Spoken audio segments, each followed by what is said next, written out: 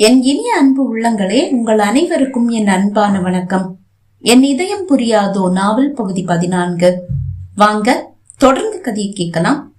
மதிய உணவு வேளை ஆன போது ஈஸ்வர் உணவை முடித்துக் கொண்டு கை கழுகுவதற்காக வந்த இடத்தில் அவனுக்கு முதுகை காட்டி நிற்கும் அந்த மாணவி குனிந்து அவளது காலில் ஏதோ செய்து கொண்டிருக்கிறாள். சீருடை அணியாத அந்த மாணவியை பொருட்படுத்தாமல் குழாயை திறந்து கை கழுகி முடித்தவன் கீழே தங்க கொலுசு ஒன்று கிடப்பதை கண்டு கையில் எடுத்தான். இந்த பள்ளியில் தங்க கொலுசு அணிவது பாரிஜாதம் மட்டும்தான். அவளது காலில் கிடப்பது போன்ற அதே வடிவமைப்பில் இருந்த கொலுசு அவளுடையது என்று நினைத்துதான் அந்த கொலுசை அவன் கையில் எடுத்தான். பாரிஜாதத்தின் வகுப்பறையை நோக்கி அவன் நடக்க, ஐயோ திருடன் திருடன் என்று யாரோ பின்னால் இருந்து கத்தும் சத்தம் கேட்டு, திருடனா? நம்ம ஸ்கூலுக்குள்ளையா? சத்தமாக கேட்டவன் திரும்பி பார்க்க ஓடி வந்த அந்த பெண் அவனது சட்டையை கொத்தாக பிடித்து திருடன் திருடன் என்று கத்த, மாணவர்களும் அது வழியாக சென்ற ஆசிரியர்களும் அவர்களை சூழ்ந்து கொள்ள, என்னம்மா அக்னி, என்ன ஆச்சு என்று ஒரு ஆசிரியர் கேட்கும் போதுதான் அந்த பெண்ணின் பெயர் அக்னி என்று அவனுக்கு புரிந்தது. டீச்சர், இவன் என்னுடைய தங்க கொலுசை திருடிட்டு போறான் அக்னி கூற, ஈஸ்வருக்கு தூக்கி வாரி போட்டது. உன்னோட கொலுசு நான் திருடுனேனா?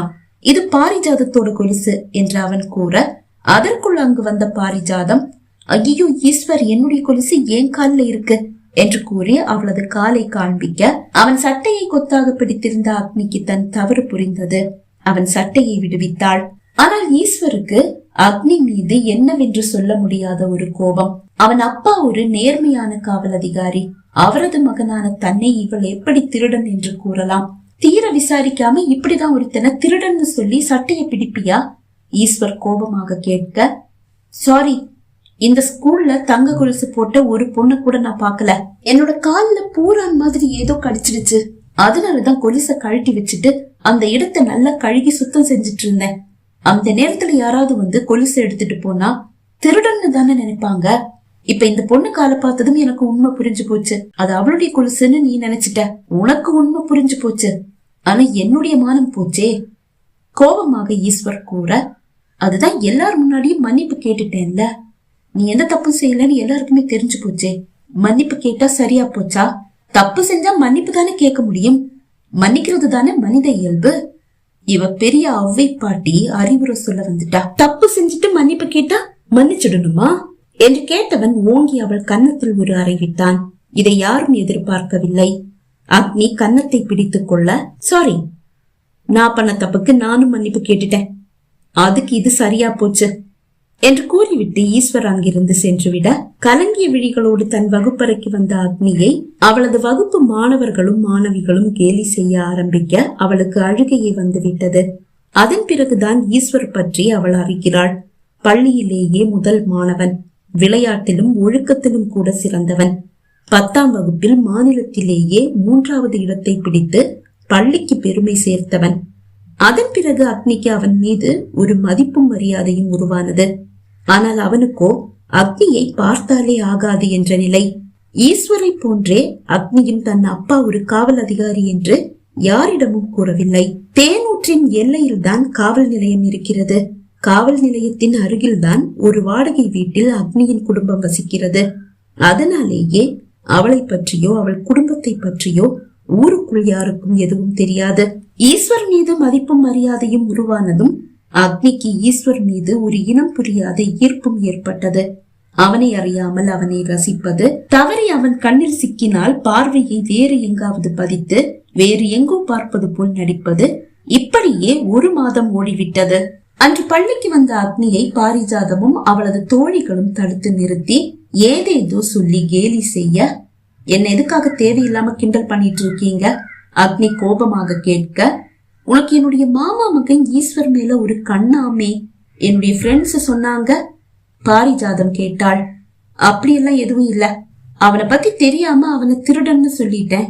அந்த குற்ற உணர்ச்சியாலதான் இன்னும் ஒரு தடவை அவன்கிட்ட மன்னிப்பு கேட்கணும்னு முயற்சி செஞ்சிட்டு இருக்கேன். அத உன்னுடைய ஃப்ரெண்ட்ஸ் தப்பா நினைச்சிட்டாங்க போல.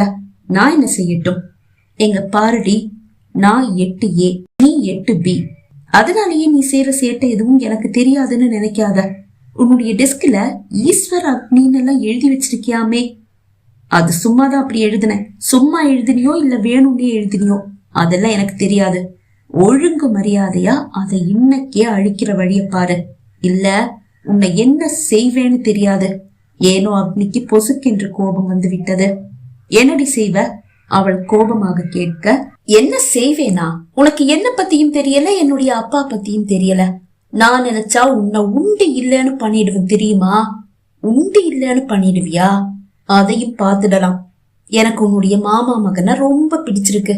நான் பெரியவளானா அவனை தான் கட்டிக்க போறேன். உன்னால என்ன செய்ய முடியுமோ செஞ்சுட்டு போடி என்று கூறிவிட்டு திரும்பிய அக்னி கோபமாக தன் பின்னால் நிற்கும் ஈஸ்வரை கண்டு அசடு வழிய, உனக்கு எத்தனை வயசாச்சு? ஈஸ்வர் கோபமாக கேட்டான். 13. இது காதல் பண்ற வயசா? ஓங்கி ஒண்ணு விட்டேனா பாரு. இனிமே நீ இதே மாதிரி ஏதாவது பேசுனது என்னுடைய காதுல வந்து விழுந்தது, அவ்வளவுதான். உன்னுடைய வீட்டுல வந்து உன்னுடைய அப்பா அம்மா கிட்ட எல்லாத்தையும் சொல்லிடுவேன், ஜாக்கிரத என்று கூற தலையை உயர்த்தி நின்ற அக்னி, பெரியவன் ஆனா உனக்கும் கல்யாணம் நடக்கும், எனக்கும் நடக்கும். நாம 2 பேரும் கல்யாணம் பண்ணிக்கிட்டா என்ன என்று கேட்டாள். இதுக்கு பதில நான் சொல்ல மாட்டேன், நம்ம ஹெச்சம் சொல்லுவாங்க என்று கூறியவன் நேராக ஹெச்சம் அறைக்கு சென்றான். அவளை ஹெச்சம் அழைப்பதாக அவளுக்கு தகவல் வர பயந்து பயந்து ஹெச்சம் அறைக்கு வந்தவள் ஹெச்சமின் கோபமான முகத்தை கண்டு இன்னும் நடுங்க, பிரம்பு ஒன்றை கையில் வைத்து ஆட்டிக் கொண்டிருந்த ஹெச்சம், கையை நீட்டு என்று கூற அவள் பயந்து பயந்து கையை நீட்ட ஓங்கி ஒரு அடி அடித்தார். அவள் கையை இழுத்து கொள்ள, கையை இழுத்த அப்புறம் உடம்புல அங்க அடி விழும். நான் அடிச்சு முடிகிற வரைக்கும் கையை இழுக்க கூடாது என்று கூற அவளும் அழுதபடியே கையை நீட்ட அடி அடி என்று ஒரு 20 அடிக்கு மேல் அடித்த பிறகுதான் நிறுத்தினார். இடையிடையே அவளது ஓர பார்வை ஈஸ்வரை பார்த்தது. அவளுக்கு அடி விழும்போது எல்லாம் அவன் விழிகளை இறுக்கமாக மூடி திறந்தான். ஆனால் அக்னி ஈஸ்வரை நேராக தலை திருப்பி பார்க்கும் போது அவன் அமைதியாக நிற்பது போல் நடித்தான். வலி தாழாமல் உரத்த குரலில் அழுத அக்னியை ஜன்னல் வழியாக பார்த்து பாரிஜாதமும் தோழிகளும் சிரித்தனர். இனிமே இந்த மாதிரி ஏதாவது ஒரு தகவல் என் காதுல வந்து விழுந்தது, அவ்வளவுதான், தொலைச்சிடுவேன் என்று கூறி ஹெச்சம் அவளை அனுப்பிவிட்டாலும் அவள் மனதில் இருந்து ஈஸ்வர் வெளியேறவே இல்லை. தனக்கு அடி விழும்போது எல்லாம் அவன் விழிகளை இறுக்கமாக மூடிக்கொண்டது அவள் மனத்திரையில் ஆழமாக பதிந்து போனது. அதன் பிறகும் அவனுக்கும் பாரிஜாதத்திற்கும் தெரியாமல் அவனையே சுற்றி வந்து கொண்டிருந்தாள் அக்னி. ஈஸ்வர் அதை கவனித்தாலும் மீண்டும் அவளை ஹெச்சமிடம் மாட்டிவிட்டு அடி வாங்கி கொடுக்க அவனுக்கு மனமில்லை. ஆனால் சில சமயங்களிலாவது அந்த அக்னி உன் பின்னாடியே சுத்துறதா ஃப்ரெண்ட்ஸ் சொல்றாங்க, நீ அதை கவனிக்கலையா? பாரிஜாதம் கோபமாக கேட்கும் போது, கவனிச்சேன், ஆனா ஹெச்சம் ரொம்ப வலிக்கிற மாதிரி அடிக்கிறாங்க, அத பாக்கும் போது பாவமா இருக்கு, அதனால நான் அவளை கண்டுக்காம விட்டுட்டேன், நீ அவளை கண்டுக்காம விட்டுடு என்று கூறுவான். என்னால அப்படி கண்டுக்காம விட எல்லாம் முடியாது, அவளை என்ன செய்யறேன்னு பாரு, அவ ஏங்கிட்டயே உன் மாமா பையனை எனக்கு பிடிச்சிருக்கு, அவனைதான் கல்யாணம் பண்ணிக்க போறேன்னு சொன்னான், அவளை நான் எப்படி சும்மா விட முடியும், அவளை நீ என்ன செய்ய போற என்று கேட்டான். இவளையெல்லாம் பிள்ளைங்களை பிடிச்சிட்டு போற அந்த கஜா இருக்கான்ல, அவன்கிட்ட மாட்டி விடணும். அவன் இவ கைய கால ஒடிச்சு இல்ல கண்ணை நோண்டி பிச்சை எடுக்க விடுவான். தெரியும்ல, கஜா காட்டுக்குள்ளதான் இருக்கான். அவனுக்கு எப்ப பிள்ளைங்க தேவைப்படுவாங்களோ அப்ப ஊருக்குள்ள வந்து பிள்ளைங்களை எல்லாம் இழுத்துட்டு போவான். அவன் ஊருக்குள்ள வந்து 2 வருஷம் ஆகுது. இப்பதான் ஊர்ல இருக்கிறவங்க கொஞ்சம் பயம் இல்லாம வாழ்ந்துட்டு இருக்காங்க. அவன் ஊருக்குள்ள புகுந்துடுவான்ற பயத்திலேயே ஊருக்குள்ள இருந்த போலீஸ் ஸ்டேஷனை ஊர் எல்லைக்கு மாத்திட்டாங்க. அவன் ஊருக்குள்ள வரணும்னா ஸ்டேஷனை தாண்டி தான் வரணும். அதனாலேயே இப்ப 2 வருஷமா அவன் ஊருக்குள்ள வரல. ஆனா அவனுக்கு எப்ப பிள்ளைங்க தேவைப்பட்டாலும் அவன் ஊருக்குள்ள புகுந்து பிள்ளைங்களை இழுத்துட்டு போயிடுவான். அவன் பேசாம எல்லாம் இருக்க மாட்டான்னு எங்க அப்பா சொன்னாரு. அப்படி அவன் பிள்ளைங்களை பிடிக்க ஊருக்குள்ள வந்தா முதல் வேலையா இந்த அக்னியை தான் பிடிச்சு அவன்கிட்ட தள்ளி விடுவேன். கோபமாக பாரிஜாதம் கூற, என்ன பாரிஜாதம் இது, அந்த பொண்ணு மேல கோபம் இருக்குன்றதுக்காக இப்படியா பேசுவ? கோபத்திலேயே ஆனாலும் யாருக்கும் இப்படி ஒரு நிலைமை வர்றத நீ ஆசைப்படவே கூடாது. நீயே அவளை கண்டுக்கிற, நான் அவளை கண்டுக்காம விடல, அதே மாதிரி கண்டுக்காம விட்டுடு, கோபமும் போயிடும்.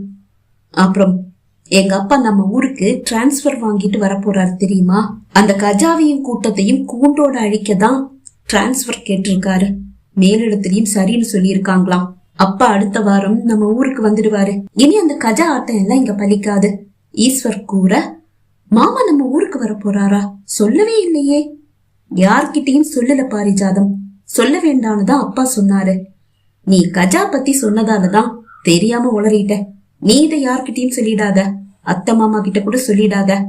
நான் யார்கிட்டயும் சொல்லலப்பா என்று கூறினாலும் வீட்டிற்கு வந்த பாரிஜாதம் அவளது அப்பாவிடமும் அம்மாவிடமும் விஷயத்தை கூற, அப்படியா, ரொம்ப நல்லதா போச்சு, இனிமே அந்த கஜா ஆட்டம் இங்க பலிக்காது இருவரும் கூறினர். இந்த விஷயம் எப்படி கஜா செவியை எட்டியது என்று தெரியவில்லை. மறுநாளே இரவோடு இரவாக ஊருக்குள் புகுந்து 20க்கும் மேற்பட்ட பிள்ளைகளை தூக்கி சென்று விட்டான். தடுக்க முயன்ற பிள்ளைகளின் பெற்றோருக்கு கஜா ஆட்களின் வாழ்வீச்சில் படுகாயம் ஏற்பட்டதோடு இருவரின் உயிரும் பறிபோனது.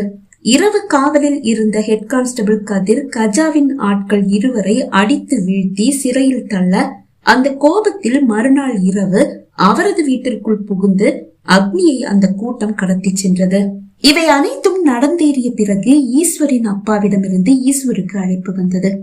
ஈஸ்வர், உன்னால இன்னைக்கு நம்ம தேனூற்றில இருந்து 26 பிள்ளைங்களை அந்த கஜா கடத்திட்டு போயிருக்கான். அவனை கூண்டோட அழிக்க நான் தேனூற்று வரப்போறேன்னு தெரிஞ்சதால ஏன் மேல ஏற்பட்ட கோபத்தை தான் அவன் இப்படி அந்த பிள்ளைங்க மேல காட்டியிருக்கான். இதுக்கெல்லாம் நீ என்ன பதில் சொல்ல போற? நீ ரொம்ப பொறுப்பான ஒரு இளைஞனா மாறிட்டு வரேன்ற நம்பிக்கையில தான் உன்னையும் உட்கார வச்சு நான் அம்மா கிட்ட பேசினேன். உன்னை நினைச்சு நான் முதல் தடவை விற்கப்படுறேன், வேதனைப்படுறேன். நீ செஞ்ச இந்த தப்ப நான் எப்படி சரி செய்ய போறேன்னு எனக்கு தெரியல. ஒரு ரகசியத்தை சொன்னா அது எப்படி பாதுகாக்கணும்னு உனக்கு தெரியலையா? நான் சொன்ன அந்த விஷயத்த நீ வெளியே சொல்லலன்னு மட்டும் என்கிட்ட போய் சொல்லாத. அம்மா கிட்ட இருந்து இந்த விஷயம் லீக் ஆகல, உன்கிட்ட இருந்துதான் லீக் ஆகி இருக்கு. இப்போது அவனது அப்பா அழைக்கும் வரை தன்னால் தான் இந்த அசம்பாவிதம் அனைத்தும் நடந்தேறியது என்று ஈஸ்வர் அறியவே இல்லை. அதை அறிந்த அந்த நொடி அவன் இதயம் உடைந்து நொறுங்கியது. தான் செய்த செயலை நினைத்து அவன் முதன்முறை வேதனைப்பட்டான். இல்லப்பா, நான் இந்த விஷயத்தை யார்கிட்டயும் சொல்லலன்னு உங்ககிட்ட போய் சொல்ல மாட்டேன். ஆனா யார்கிட்ட சொன்னேனும் உங்ககிட்ட என்னால சொல்ல முடியாது. வேண்டாம், நீ சொல்ல தேவையில்லை. ஆனா நீ எனக்கு நல்ல ஒரு பாடத்தை புகட்டி இருக்க. எந்த ஒரு ரகசியத்தையும் யார்கிட்டையும் சொல்லக்கூடாதுன்ற ஒரு உண்மையை எனக்கு புரிய வச்சிருக்க. அதற்கு மேல் எதுவும் பேசாமல் அவனது அப்பா அழைப்பை துண்டிக்க அவன் இதயம் இன்னும் வேதனையில் துடித்தது. தன்னால் தன் அப்பாவுக்கு எவ்வளவு பெரிய வேதனை! அது மட்டுமா, அப்பாவியான 26 பிள்ளைகள் அந்த கஜாவிடம் சிக்கி இருக்கிறார்கள். அதற்கு தான் அல்லவா காரணம். நான் செஞ்ச தப்ப நானே தான் சரி செய்யணும். தனக்குத்தானே கூறிக்கொண்டவன் யாரிடமும் எதுவும் சொல்லாமல் வீட்டிலிருந்து இறங்கி சென்றான். பகுதி 14 நிறைவடைந்தது. பகுதி 15 உங்களை சந்திக்கும் வரை விடைபெறுகிறேன். நன்றி, வணக்கம்.